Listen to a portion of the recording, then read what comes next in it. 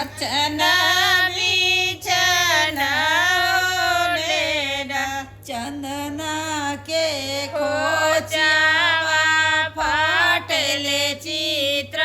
साड़िया हो सासुरे जब बाबा कैसे दे जब बाबा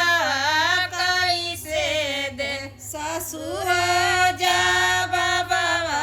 कैसे ससुर जब बाबा कैसे दे किया बेटी उला मुला हो किया बेटी दूला मुला हो किया बेटी माना दाल किया बेटी माना दाल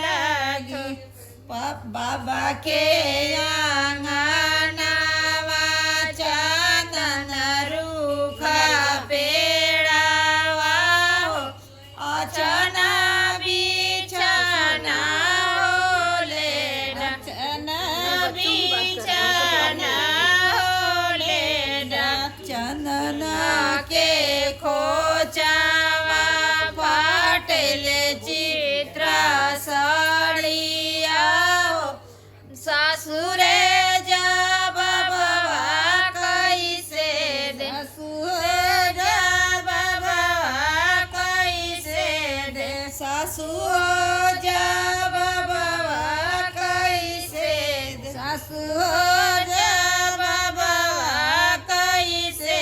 दे अपने मो बेटी के आशया सजबा हो जैसे रे